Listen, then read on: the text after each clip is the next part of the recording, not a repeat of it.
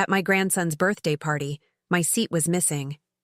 My daughter-in-law said, "Oops, looks like we miscounted." Everyone laughed. No one defended me. I left quietly and simply canceled the checks. I'm glad to have you here. Follow my story until the end and comment the city you're watching from, so I can see how far my story has reached.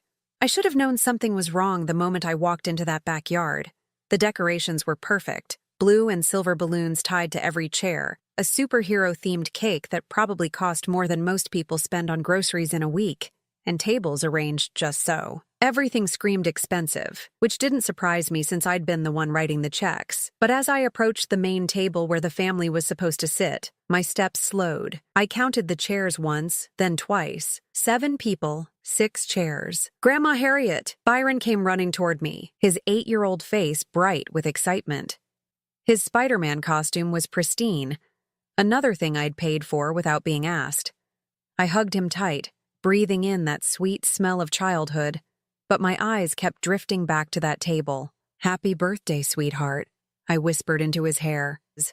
"Are you having a good party?" "The best. Did you see the bounce house? And Mom got a magician coming later?" Of course she did. Nova never did anything halfway, especially when someone else was footing the bill. "Harriet, you made it." My daughter-in-law's voice was honey-sweet, but there was something underneath it I couldn't quite place. Nova glided over in her designer dress, the one I'd seen her charge to the credit card I helped pay off last month.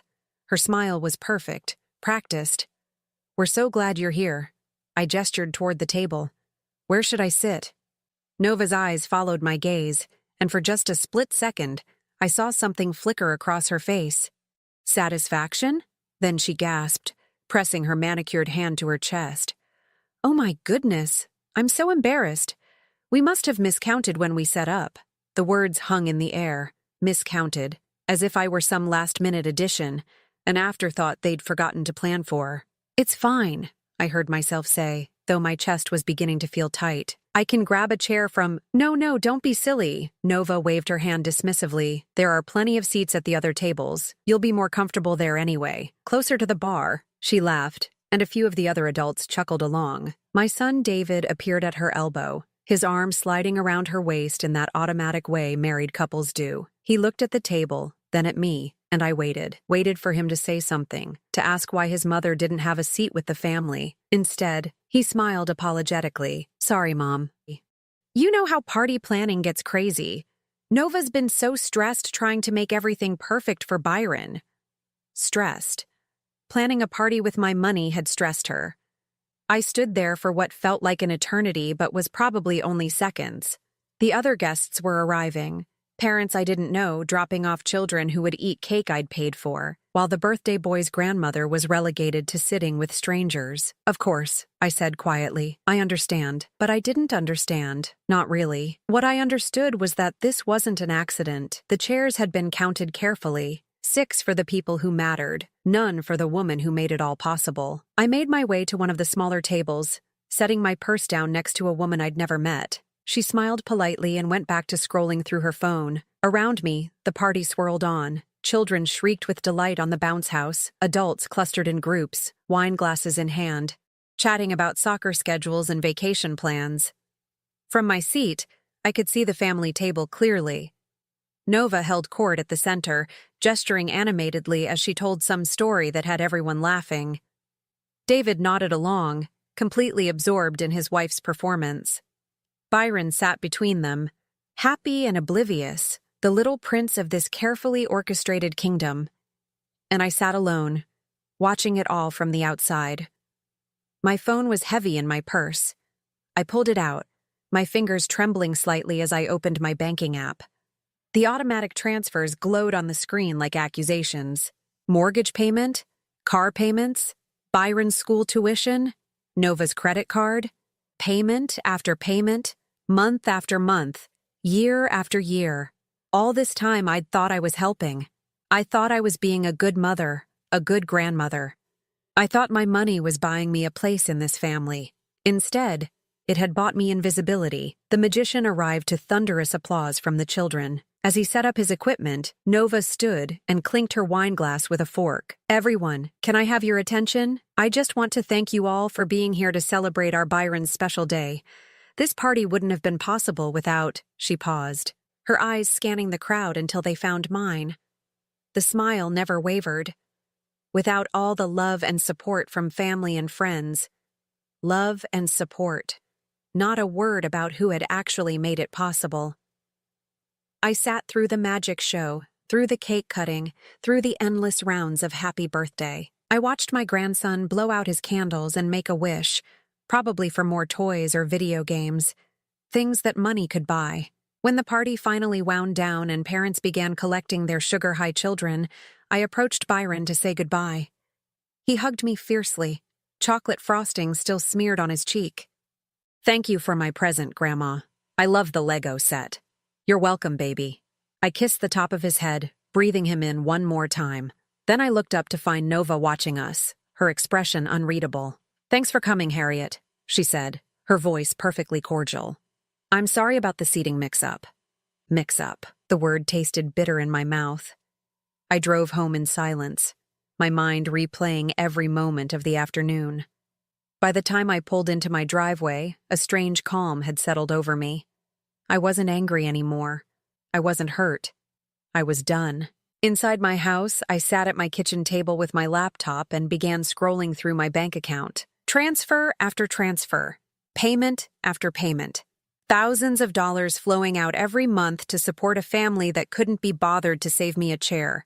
I started with the mortgage payment. Canceled. Then the car payments. Canceled. One by one, I methodically deleted every automatic transfer. Every recurring payment, every financial tie that bound me to people who saw me as nothing more than an open checkbook. When I was finished, I closed the laptop and sat back in my chair. Tomorrow, they would start to understand exactly what my love and support had been worth. And for the first time in years, I smiled. 3 days passed before the first call came. I was watering my small garden when my phone buzzed with David's name on the screen. I let it ring through to voicemail, then went back to my tomatoes. They, at least, appreciated the care I gave them. But the calls kept coming. David. Nova. Even Byron's school, probably wondering why the tuition payment was late. I ignored them all, and instead spent the evening with a bottle of wine and a calculator, doing something I should have done years ago, adding up exactly how much my family love had cost me. The numbers were staggering. It started small, the way these things always do. When David and Nova first got married 15 years ago, they were young and struggling. "Just help with the wedding," David had said. "Just the deposit on the house. Just until we get on our feet." 15 years later, they were still on my feet. Mortgage payment, $2,847 per month. I'd been paying it for 8 years. Ever since David's contracting business had hit a rough patch that never seemed to end. Nova's car payment, $651 per month for that luxury SUV she insisted she needed for safety when Byron was born. David's truck payment, $492 per month, because apparently contractors needed vehicles that cost more than some people's houses. Byron's private school tuition, $200 per month, because public school wasn't good enough for Nova's precious son. Utilities for their house, $300–400 per month, depending on how much Nova ran the air conditioning.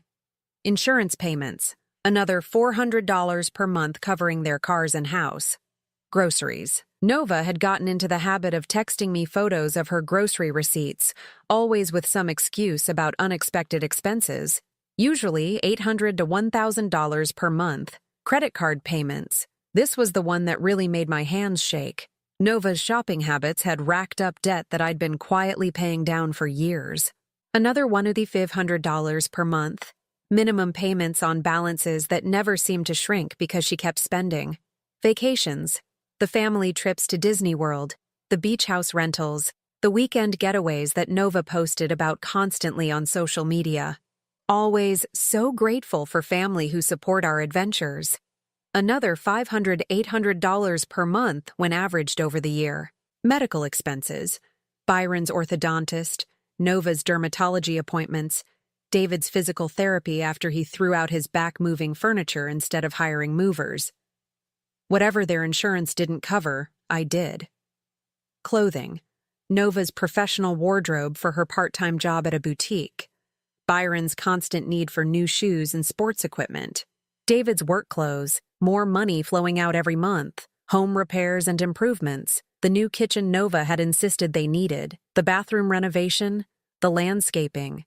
The pool maintenance. "It's an investment in the house, Mom," David would say, as if I'd ever see a penny of that investment back. When I finally reached the bottom of my calculations, I stared at the number until my eyes watered. Over the past 5 years alone, I had given them $387,000, nearly $400,000 of my late husband's life insurance, my savings, my retirement fund. For what? To sit alone at a stranger's table while they laughed with their friends? I poured another glass of wine and kept digging. There were the smaller things, too, the ones that added up without me really noticing. Birthday gifts that cost hundreds because Nova would hint about what Byron really wanted. Christmas presents that grew more expensive each year. Easter baskets that looked like toy store explosions. Halloween costumes that cost more than most people's monthly grocery budget. Then there were Nova's emergencies. The time her laptop died and she needed a new one immediately for work. The time their water heater broke and couldn't wait for a repair estimate. The time Byron needed surgery for a broken arm and they were short on their insurance deductible. Always urgent, always necessary, always paid for by Grandma Harriet. I thought about my friends at the senior center, women my age who talked about budgeting their medications and choosing between heating and groceries. Meanwhile, I'd been funding a lifestyle that most people half my age couldn't afford, for people who couldn't even ensure I had a place to sit at their table. The really bitter part was how they'd made me complicit in my own exploitation. Nova was brilliant at making her requests sound like favors to me. "I know how much you love spoiling Byron," she'd say when hinting about some expensive toy or experience. "We just want to make sure he knows how generous his grandmother is." Or when she needed money for herself, "I saw this dress that would be perfect for Byron's school play, but it's a little out of our budget right now. You probably think I'm silly for caring so much about how I look, but I want Byron to be proud of his mom." She'd made me feel like the generous grandmother, the woman who could afford to help, the family member who loved them all so much she wanted to share her good fortune. What I really was, I now realized, was an ATM with feelings. David had been just as manipulative, but in a different way. He played the struggling son card, the man trying to provide for his family despite economic hardships that somehow never ended. "I hate asking, Mom," he'd say. "But Byron's counting on this vacation, and Nova's been working so hard." As if I were the solution to problems they'd created themselves. The worst part was that I'd bought into it all. I'd felt useful, needed, important. Every payment had felt like love, like I was taking care of my family the way a good mother and grandmother should. I'd even felt proud when Nova posted photos of their beautiful home, their happy family, their perfect life. "Look what love can build," I'd think to myself. What I'd built was a prison of my own generosity. My phone buzzed again. Another call from David. This time, I answered. "Mom, what the hell is going on?" The mortgage payment bounced, and Nova's car got repossessed this morning. His voice was frantic, angry, accusing, not worried about me, not wondering if I was okay, just angry that the money had stopped flowing. "Hello, David," I said calmly. "How are you?" "How am I? Mom, we're in crisis mode here. The bank called about the mortgage, the school wants Byron's tuition, and Nova's crying because they took her car right out of the grocery store parking lot. What happened to the transfers?" I took a sip of wine, looking out at my garden where the evening light was turning everything golden. "I canceled them." Silence. "Then, you canceled them? What do you mean you canceled them?" "I mean, I went into my bank account and stopped all the automatic payments. It's quite simple, really. But you can't just do that. We depend on that money." And there it was, the truth he'd never said out loud before. "We depend on that money." "I know you do," I said quietly. "That's the problem. Mom, look. If this is about the seating thing at Byron's party, Nova explained that was just a mistake. She feels terrible about it. A mistake. Even now he was lying to protect her. Or maybe he'd actually convinced himself it was true. This isn't about one party. David, this is about the fact that you've both become so comfortable taking my money that you've forgotten I'm a person, not a bank account. That's not fair, Mom. We appreciate everything you do. Do you? I interrupted. Because from where I sit, I'm only valuable when I'm useful. When did you last call me just to see how I was doing? When did you last invite me over for dinner that you paid for? When did you last treat me like your mother instead of your financial advisor? He was quiet for a long moment. Then, Mom, you're being dramatic. We love you. You know that. But you can't just cut us off like this. We have obligations, responsibilities. So do I said. And my first responsibility is to myself. I hung up before he could respond. Within minutes, my phone was buzzing with text messages. Nova had joined the conversation now, and her messages were less diplomatic than David's call had been. Harriet, I don't know what's gotten into you, but this is cruel and unfair. Byron is going to suffer because of your selfishness. We never asked you to help us. You offered. You can't just change your mind and destroy our lives. I'm calling your doctor. This isn't normal behavior. You're not thinking clearly. I read each message with growing amazement. In Nova's mind, I was the one being unreasonable. I was the one being cruel. After years of taking my money and treating me like a second-class family member, she genuinely believed she was the victim here. But it was her last message that made me laugh out loud. What are we supposed to tell Byron when we have to take him out of his school and sell the house? What were they supposed to tell Byron? Maybe they could start with the truth. That they'd lived beyond their means for years, funded by a grandmother they'd taken for granted until the money dried up. Or maybe they could tell him that actions have consequences, and that treating people badly eventually catches up with you. As I got ready for bed that night, I felt something I hadn't experienced in years: peace. For the first time in decades, I wasn't worried about anyone else's problems, anyone else's needs, anyone else's crises. Tomorrow, I knew, they'd escalate. Nova would probably show up at my door. David would keep calling. They'd try guilt, anger, manipulation, every tool they'd used successfully for years. But I wasn't the same woman who'd left Byron's party 3 days ago. That woman had been desperate to belong, willing to pay any price for a place in her family. This woman? This woman had learned the difference between being loved and being used. And she was never going back. Nova arrived at my door exactly 1 week after I'd canceled the payments. I watched through my living room window as she sat in a taxi. Apparently, she hadn't managed to get another car yet, taking several deep breaths before stepping out. She'd dressed for battle. The black dress that always made her look serious and responsible, minimal makeup to appear vulnerable, and her hair pulled back in a way that screamed, "I'm a struggling mother." I let her knock 3 times before I answered. When I opened the door, her face immediately crumpled into what I'd learned to recognize as her performance tears, the ones that came on command whenever she needed something. "Harriet, thank God you're home. We need to talk." I didn't invite her in. Instead, I stepped out onto my front porch, crossing my arms as I faced her. "What can I do for you, Nova?" The question seemed to throw her off balance. She'd probably expected me to usher her inside, offer her tea, ask what was wrong. That's what the old Harriet would have done. "What can you do for me?" she repeated, her voice rising with indignation. "Harriet, you're destroying our family. Byron cried himself to sleep last night because we had to tell him he might have to change schools. Is that what you wanted? To hurt an innocent child?" There it was, the Byron card. She'd always known exactly which buttons to push, and my grandson had always been her most effective weapon. "What I want," I said calmly, "is for you and David to take responsibility for your own lives." Nova's face flushed red. "Responsibility? We've been working our asses off trying to build a life for our son. You think this has been easy for us? Asking for help? You think we enjoyed having to depend on you?" The lie was so brazen it took my breath away. "You enjoyed it enough to do it for 15 years. We didn't have a choice," she screamed, and I noticed my neighbor, Mrs. Patterson, pause while getting her mail, clearly listening.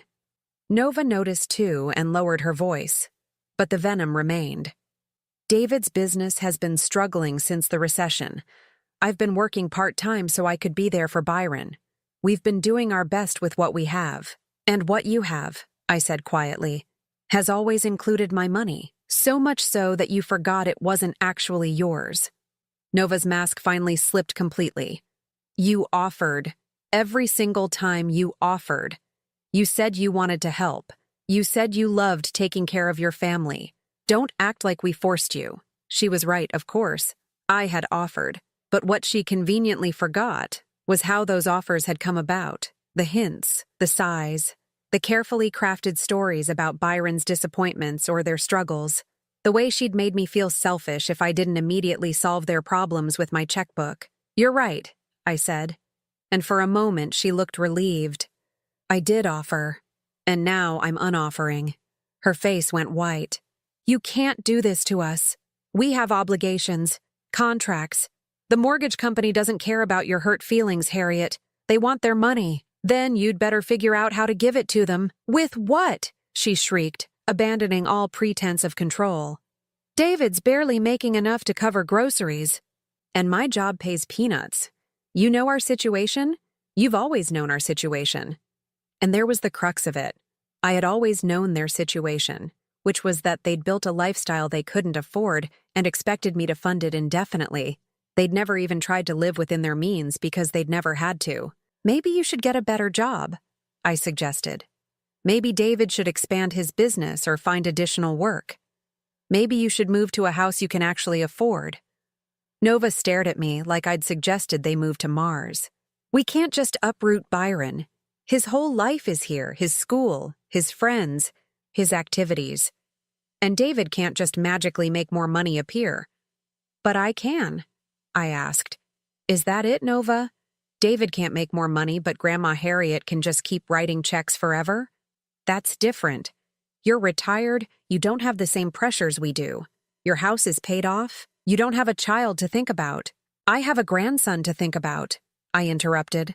And what I think about is what kind of man he's going to become if he grows up watching his parents take advantage of an elderly woman and call it love. The words hit her like a physical blow. For a moment, she was speechless. Then the tears started again, but these looked real. How can you say that? We love you, Harriet. Byron adores you. You're his grandmother. And yet you didn't save me a seat at his birthday party. She flinched. That was a mistake.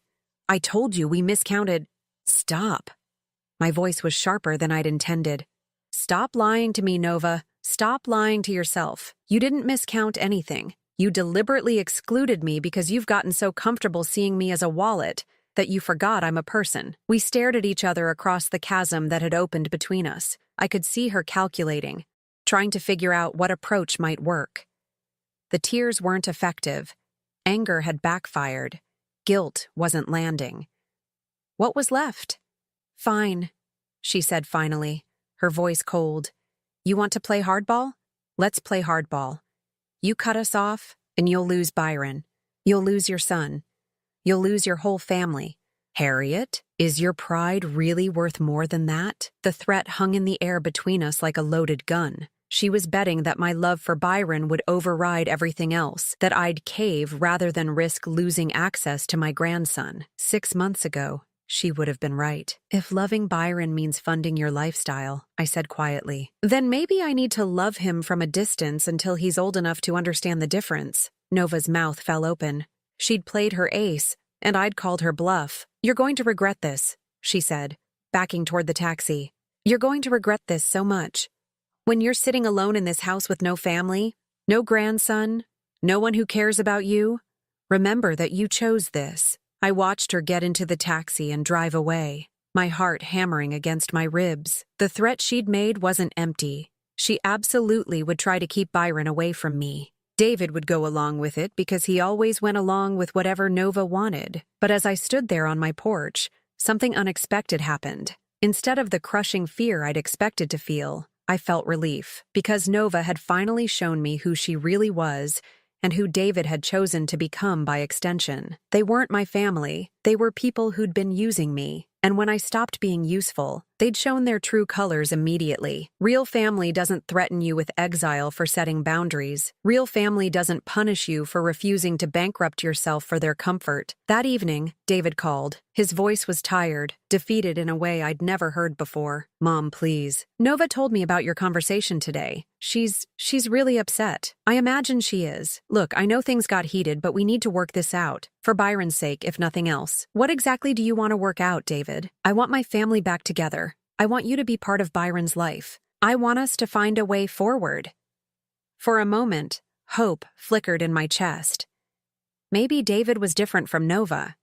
Maybe he could see past the money to what really mattered. "What does that look like to you?" I asked carefully. "Well, obviously we can't just go back to the way things were, but maybe we could work out some kind of arrangement. Maybe you could help with just the essential things, the mortgage, Byron's school. We could cut back on everything else." The hope died as quickly as it had appeared. Even now, even after everything, he was still asking for my money. A reduced amount maybe, but he was still asking. "David," I said softly, "do you understand what happened at Byron's party? It was a misunderstanding." "No, it wasn't. Your wife deliberately humiliated me in front of a room full of people, and you stood there and let her do it. After 15 years of paying for your life, I wasn't even worth a chair at the family table." Silence stretched between us. When he finally spoke, his voice was barely a whisper. "I'm sorry, Mom. I should have said something. I should have defended you." "Yes," I said, "you should have, but you didn't. And that tells me everything I need to know about where I stand in your priorities." "But we can fix this. We can make it right. With my money." "Mom, that's not—" He stopped, catching himself. "It's not just about the money, isn't it? Because every solution you've proposed involves me continuing to pay for your lifestyle." I could hear Nova in the background, her voice sharp and urgent, though I couldn't make out the words. "I have to go," David said abruptly. "But Mom, please think about what you're doing. Please think about Byron." The line went dead. I sat in my kitchen, staring at my phone, and realized something that should have terrified me but somehow didn't. I might never see my grandson again, but I also realized something else. I'd rather lose a family that only valued me for my money than keep paying for the privilege of being treated like garbage. For the first time in 15 years, I was free. And freedom, it turned out, was worth more than all the money I'd ever given them. The silence started immediately. Not the peaceful kind of silence I'd been craving, but the deliberate, punishing kind that felt like being erased from existence. My phone, which used to buzz constantly with requests and demands disguised as family communication, went completely quiet. No good morning texts from David, no photos of Byron from Nova, no calls asking for advice that was really asking for money, nothing. I told myself this was what I wanted. I'd bought my freedom, and silence was the price. But as the days stretched into weeks, the quiet began to feel less like peace and more like punishment. 2 weeks after Nova's visit, I was at the grocery store when I ran into Janet Morrison, Byron's former babysitter. She'd known our family for years, had probably made more money from me than her actual employers since I always paid her extra to take good care of my grandson. "Mrs. Holloway," she called out from the cereal aisle. "I haven't seen you in forever. How's little Byron doing?" The question hit me like a physical blow. How was Byron? I had no idea. He's doing well," I managed. Janet's face lit up. "I heard about the school situation. That must be so hard on all of you. But at least you'll get to see more of him now, right? Silver lining and all that." My blood ran cold. "School situation?" "Oh, having to transfer to public school. Nova mentioned it when she called to see if I could help with after-school care. She said it was just temporary while you all figured things out financially." Janet's expression suddenly shifted as she registered my confusion. Oh no, you didn't know?" I managed to excuse myself and fled to my car, hands shaking as I started the engine. They'd really done it. They'd taken Byron out of his school, the school I'd been paying for, the school he loved, and I was learning about it from a teenager in the cereal aisle. That evening, I did something I hadn't done in 3 weeks. I drove by their house. What I saw made my chest tight with grief. The for sale sign on the front lawn was bad enough, but it was the details that broke my heart. Nova's flower boxes, once overflowing with expensive annuals, were brown and dead. The lawn, usually maintained by a service I'd paid for, was overgrown and patchy. David's truck wasn't in the driveway, probably repossessed like Nova's car, but worst of all was Byron. I could see him through the living room window, sitting alone on the floor in front of the television. The room looked wrong somehow.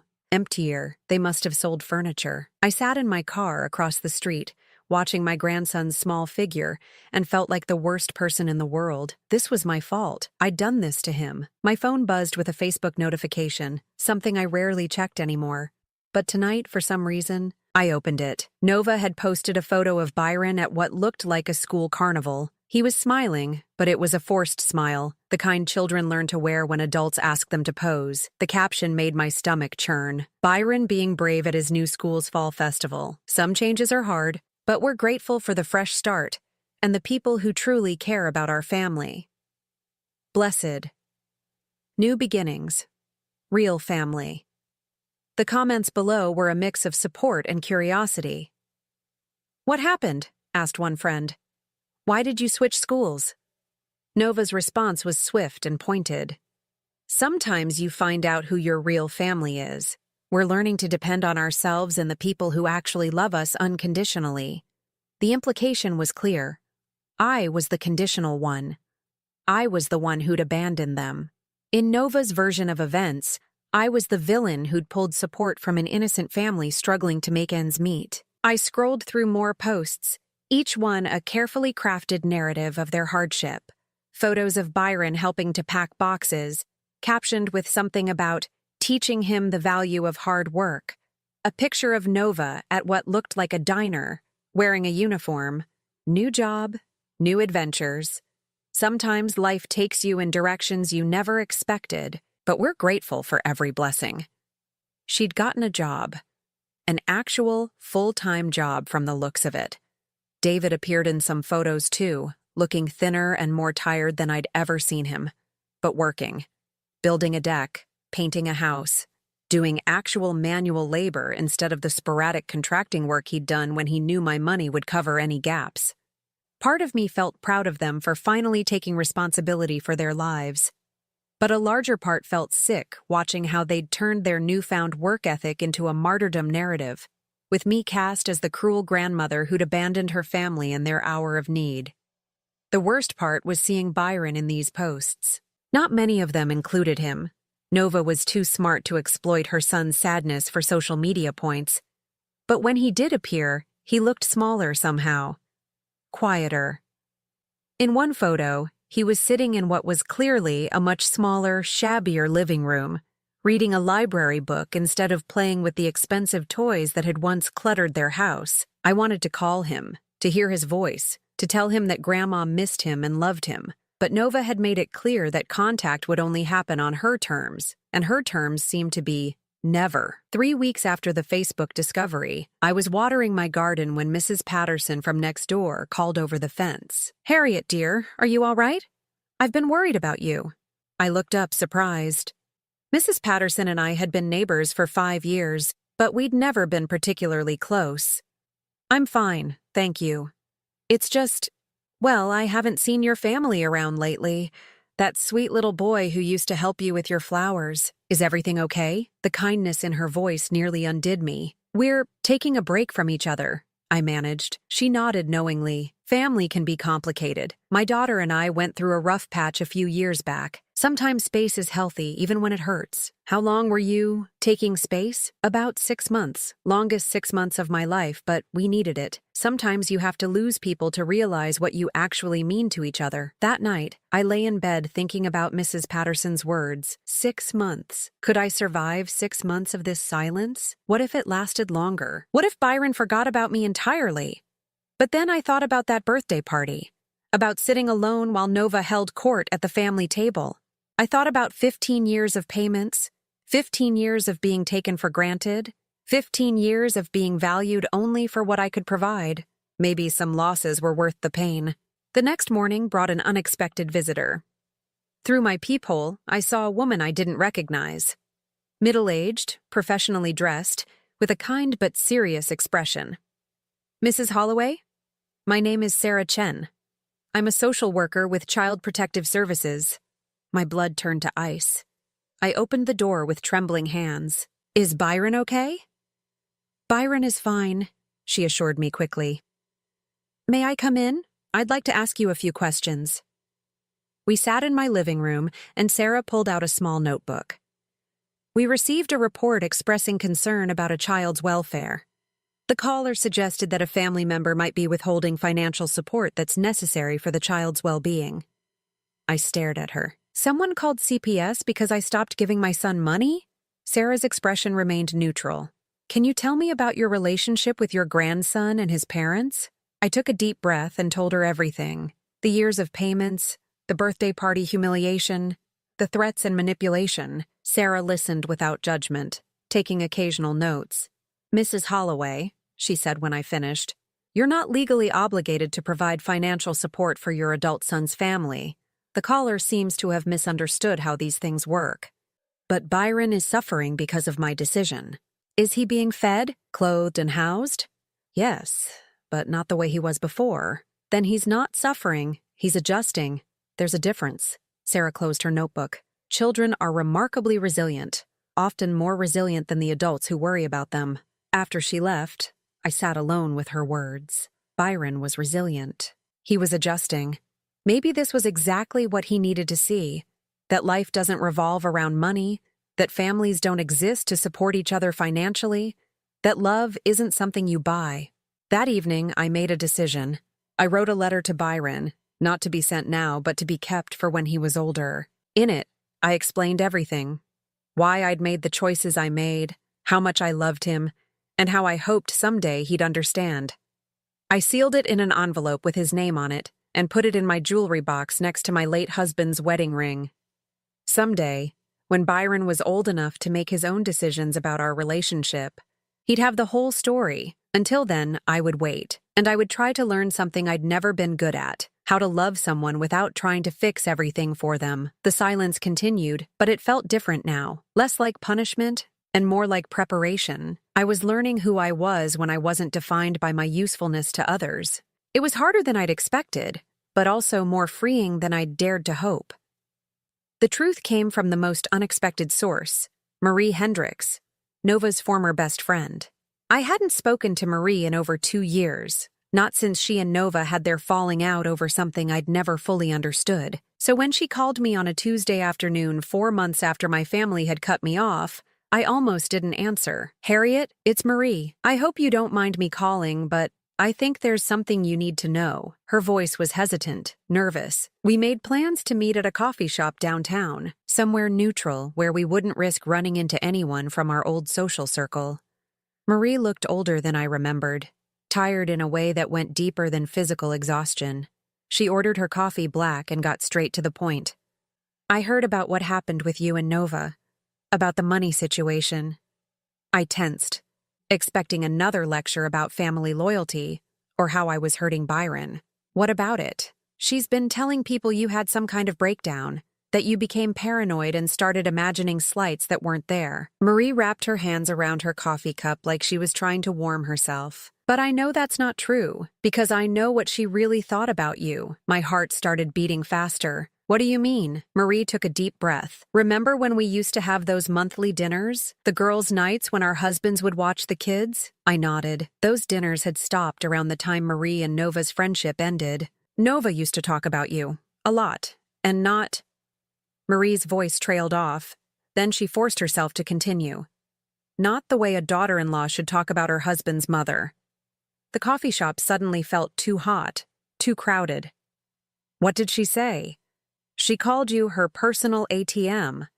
She used to laugh about how easy it was to get money out of you. She'd plan out these elaborate stories about Byron needing something or David's business struggling, and she'd practice her delivery on us." Each word hit me like a physical blow. "Practice her delivery?" "She said the key was making you think you were being generous instead of being used. She'd talk about what buttons to push, your guilt about not being around enough when David was little, Your fear of missing out on Byron's childhood. Your worry about being seen as stingy. I thought about all those conversations over the years, all those carefully worded requests that had made me feel like such a loving grandmother. The way Nova would mention Byron's disappointment about some toy or experience, then quickly add, "But we understand if it's not in the budget," knowing full well that I'd immediately offer to cover it. "There's more," Marie said quietly. "She used to complain about having to include you in family events. She said David insisted on inviting you to things, but she wished you'd just send a check and stay home." The birthday party. It all made sense now. Nova hadn't forgotten to include me by accident. She'd been working up to excluding me for years. "Why didn't you tell me this before?" I asked, though I wasn't sure I wanted to hear the answer. Marie's eyes filled with tears. "Because I was just as bad. I was jealous of how much help you gave them. My mother-in-law was nothing like you, and I used to think Nova was so lucky. I convinced myself she was just venting, that she didn't really mean it. What changed your mind? She tried to get me to lend them money. After you cut them off, she came to me with this sob story about how you'd had a mental breakdown and abandoned them. She wanted $5,000 to help with Byron's school fees." Marie laughed bitterly. "When I said I didn't have that kind of money, she suggested I could take out a credit card cash advance. That's when I realized she really would use anyone." I sat there processing this information, feeling sick and validated at the same time. Sick because the woman I'd treated like a daughter had been laughing at me behind my back for years. Validated because my instincts about the birthday party had been right. It wasn't an accident or a misunderstanding. It was deliberate cruelty. "There's something else," Marie said. "About David." I braced myself. He knew. About what Nova said. About how she really felt about you. He was there for most of those dinners. The last piece of my heart that had been holding out hope for my son crumbled. It was one thing to be weak, to be manipulated by a controlling wife. It was another thing entirely to sit there while that wife mocked and planned to exploit his own mother. "He never said anything," I whispered. "He laughed, Harriet. He thought it was funny how good Nova was at managing you." I excused myself and went to the bathroom, where I promptly threw up. When I came back, Marie was crying. "I'm so sorry," she said. "I should have told you years ago. I should have been a better friend." I sat down heavily, feeling like I'd aged a decade in the span of an hour. "Thank you for telling me now. For what it's worth, I think you did the right thing. Cutting them off, I mean. Maybe they'll learn something from having to take care of themselves." But as I drove home, I wasn't thinking about whether David and Nova would learn anything. I was thinking about Byron and whether he was learning the wrong lessons about family, about love, about what people owed each other. That evening, I did something I hadn't done since this whole mess started. I drove by their old house. The new owners had already moved in, and the place looked completely different. The dead flower boxes were gone, replaced with simple, tasteful landscaping. Children's bicycles sat in the driveway. A different family was making different memories there. I found myself wondering where David and Nova were living now, what Byron's new school was like, whether he missed his old life or was adapting the way children do. Part of me wanted to find out, to drive around until I spotted David's truck or saw Nova's new car. But what would be the point? Instead, I went home and pulled out the letter I'd written to Byron months earlier. I read it again, then added a new paragraph. "Your parents made choices, Byron, and so did I. I chose to stop letting them take advantage of me, even though I knew it would hurt you in the short term. I hope someday you'll understand that enabling someone isn't the same as loving them, and that the hardest thing about real love is sometimes knowing when to step back and let people face the consequences of their own decisions." I sealed the letter again and put it back in my jewelry box. Then I sat down with a glass of wine and really thought about my life for the first time in years. Who was I when I wasn't defined by my usefulness to David and Nova? What did I actually want to do with my time, my money, my energy? The answers came slowly, but they came. I wanted to travel to places I'd always put off visiting because family obligations came first. I wanted to take art classes, something I'd loved in college but abandoned when life got complicated. I wanted to volunteer somewhere that actually appreciated my help instead of taking it for granted. I wanted to build a life that was mine, not an extension of someone else's needs and wants. The revelation of Nova's true feelings had hurt, but it had also freed me from any lingering guilt about my decision. I hadn't abandoned my family. I'd stopped enabling people who saw me as nothing more than a source of funding. There was a difference, and for the first time since that birthday party, I felt truly at peace with my choice. The silence from David and Nova continued, but it no longer felt like punishment. It felt like freedom, and freedom, I was learning, was worth more than all the gratitude money could buy. 1 year later, I was in my kitchen making tea when the doorbell rang. Through the window, I saw a figure I didn't immediately recognize. A thin boy with unruly brown hair, shifting nervously from foot to foot on my front porch. It took me a moment to realize it was Byron. He'd grown at least 3 inches, and there was something different about his face. Less round, more serious. He looked like a child who'd learned things he shouldn't have had to learn yet. My hands shook as I opened the door. "Byron?" "Hi, Grandma." His voice was quieter than I remembered, more careful. "Dad said I could come see you if I wanted to. He's waiting in the car." I looked past him and saw David's truck parked at the curb. David himself sat behind the wheel, staring straight ahead. He didn't wave or acknowledge me, but he'd brought Byron here. That had to mean something. "Would you like to come in?" I asked, stepping aside. Byron nodded and followed me into the living room. He perched on the edge of the couch like he was ready to run at any moment, and my heart broke a little at how uncertain he seemed. "How are you, sweetheart?" "I'm okay." The automatic response of a child who'd learned not to complain. "I like my new school. It's smaller than my old one, but it's okay." "And your mom and dad?" Byron's expression shuddered slightly. "They're okay too. Dad works a lot now. Mom works at a restaurant. She's really tired all the time." I wanted to ask a million questions, but something about Byron's careful answers warned me to go slow. Instead, I said, "Are you hungry? I could make you a sandwich." A ghost of a smile crossed his face. "Do you still have those cookies? The ones with the chocolate chips?" "I think I can find some." I'd actually baked a batch just last week, hoping foolishly that somehow Byron might show up to eat them. In the kitchen, as I arranged cookies on a plate, Byron wandered around my house like he was reacquainting himself with a place from a dream. He stopped in front of my refrigerator, where I used to display all his school pictures and artwork. "You took them down," he said quietly. "The photos. I'd packed them away months ago because looking at them hurt too much. I thought you might not want me to have them anymore." Byron considered this with the gravity of someone much older than 9. "Can I see them?" I retrieved the box from my bedroom closet and spread the pictures across my kitchen table. Byron studied them intently, picking up a drawing he'd made in first grade of our family, stick figures holding hands under a bright yellow sun. "I remember making this," he said. "You put it on your refrigerator right away. It was beautiful. It still is." Byron set the drawing down and looked at me directly for the first time since he'd arrived. "Mom says you stopped loving us." The words hit me like a physical blow. I sat down across from him, choosing my response carefully. "What do you think?"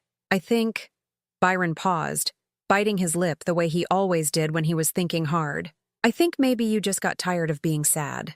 The wisdom in his simple statement took my breath away. "What makes you think I was sad?" "You always looked sad at our house, even when you were smiling, like when you gave me presents or came to my games. You looked happy, but also sad underneath." I had to swallow hard before I could speak. "You're very observant. Mom and Dad used to fight about you sometimes. After you left, Dad said Mom was mean to you, and Mom said you were mean first. But I don't think you're mean, Grandma. What do you think?" Byron picked up a cookie and took a small bite, clearly organizing his thoughts. "I think grown-ups make things too complicated. I missed you, but Mom said you didn't want to see me anymore because you were mad at her and Dad." "That's not true." "Byron, I wanted to see you every single day.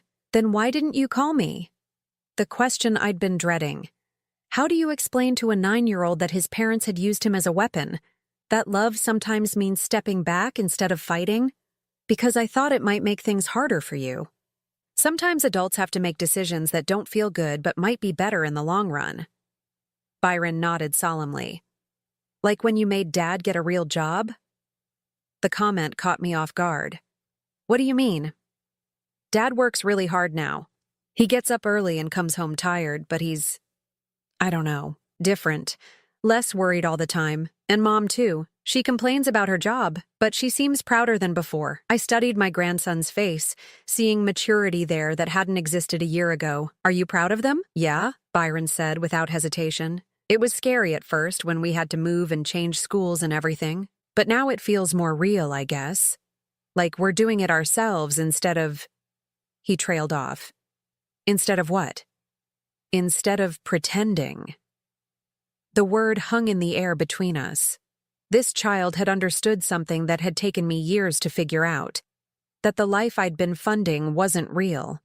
It was a performance, a beautiful illusion built on someone else's foundation. Byron, I said carefully, do you understand why I stopped helping with money? He nodded. Because they were being mean to you, and because they needed to learn how to take care of themselves. Are you angry with me? Byron considered this seriously. I was at first. I missed my old room and my old school and having money for things I wanted, but then I realized I still had everything important. Like what? Like Mom and Dad, and my friends. I made new ones, and books from the library instead of always buying new ones, and… He smiled shyly. And now I'm here with you. I reached across the table and took his small hand in mine. I missed you so much. I missed you too. That's why I asked Dad if I could come see you. You asked him? Last week. I told him I understood why you were upset, and that I wanted to see if you still loved me. The simple honesty of it brought tears to my eyes. What did he say? He said he'd been wanting to bring me for a while, but he was scared you'd be mad at him. Byron squeezed my hand. Are you mad at him? I looked out the window at David's truck, where my son sat waiting for his child to finish visiting the grandmother he'd helped alienate. I'm sad about some things that happened, but I love your dad, and I love you. What about Mom? The harder question. I hope your mom is learning to be happy with the life she and your dad are building together. Byron seemed to accept this diplomatic non-answer. We spent the next hour looking through photo albums and talking about his new school, his new friends, his new life. He told me about helping his dad with work projects on weekends, about his mom teaching him to cook simple meals, about feeling proud when his teacher complimented his improved math skills. The boy who'd once had everything handed to him was discovering the satisfaction of earning things himself. When it was time to go, Byron hugged me tight. Can I come see you again? Anytime you want to, but you should ask your parents first. I will. He pulled back and looked at me seriously. Grandma? I think what you did was brave. What do you mean? You stopped pretending too. That's brave. As I watched David's truck pull away, Byron waving from the passenger window, I felt something I hadn't experienced in years. Complete peace. Not the fragile peace that depends on everything going your way, but the deep, lasting peace that comes from living authentically. I'd lost a son and daughter-in-law who only valued me for my money, but I'd found myself again, and apparently, I hadn't lost my grandson after all. Byron had found his way back to me on his own terms, with his own understanding of what had happened. 6 months after Byron's first visit, he started coming over every other Saturday. David would drop him off and pick him up, and gradually, those exchanges became less tense. We never discussed the past directly, but I could see in David's eyes a grudging respect for the choice I'd made. Nova never came with them, and I was fine with that. Some relationships can't be repaired, and trying to force reconciliation often makes things worse. But Byron and I rebuilt our relationship slowly, on a foundation of honesty instead of obligation. I taught him to garden and cook and manage money responsibly. He taught me that love doesn't require funding, and that sometimes the greatest gift you can give someone is the opportunity to discover their own strength. On my 70th birthday, Byron gave me a card he'd made himself. Inside, in his careful handwriting, were the words, "Thank you for teaching me that real love doesn't cost anything." I kept that card next to the letter I'd written him during our separation, the letter I'd never had to give him because he'd figured out the truth all by himself. That night, I sat on my back porch with a glass of wine, listening to the sounds of my neighbors living their lives. Mrs. Patterson called over the fence to ask how my birthday had been. A young family down the street was having a barbecue, their laughter drifting through the evening air. I was alone, but I wasn't lonely. I was free, but I wasn't isolated. I had learned the difference between being loved and being used, and I had chosen love, even when it meant losing people who couldn't tell the difference. The woman who'd sat silently at that birthday party, too afraid to demand the respect she deserved, was gone. In her place was someone stronger, someone who understood that you can't buy your way into a family that truly loves you, because a family that truly loves you would never make you try. Now I'm curious about you who listened to my story. What would you do if you were in my place? Have you ever been through something similar? Comment below, and meanwhile I'm leaving on the final screen 2 other stories that are channel favorites, and they will definitely surprise you. Thank you for watching until